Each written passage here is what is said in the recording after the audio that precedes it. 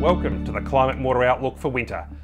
2020 has had a wetter start than recent years, and the June to August outlook suggests more rain to come, with good river flows expected into southeastern water storages.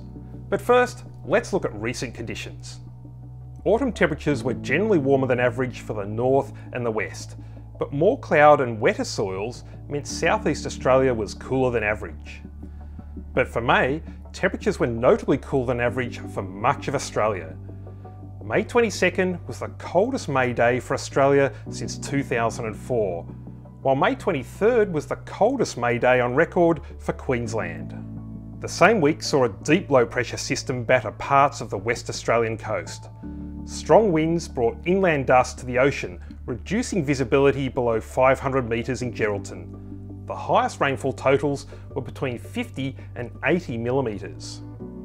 Despite this rainfall, Western Australia recorded below average autumn rainfall overall. In contrast, inland southeast Australia and Tasmania had above average autumn rains. Soil moisture reflects this rainfall pattern, with soils being relatively dry in the west but wetter than average in the southeast.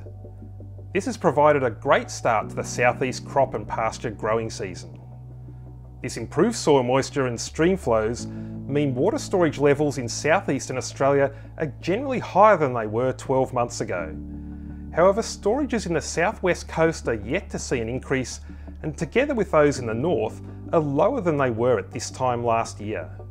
Rainfall in 2020 has helped ease drought conditions in many, but not all, drought-affected areas. Several seasons of above average rainfall would still be needed to fully replenish water storages. So what will influence our climate in the coming months? Warmer than average waters in the eastern Indian Ocean are providing extra moisture to weather systems as they sweep across the country. Models suggest this pattern will continue, with a chance of a negative Indian Ocean dipole developing during winter. To the east of Australia, warmer waters off Papua New Guinea also mean Pacific weather patterns are favourable for rainfall near Australia. Some models suggest this pattern could strengthen, becoming more La Nina-like in the spring. The winter outlook suggests above average rainfall for much of the country. However, several key coastal areas and Tasmania have a more neutral winter outlook. The streamflow outlook for May to July suggests even numbers of low, near median and high flows across the country overall. However, locations expected to have high flows are nearly all located in the southeast of the country.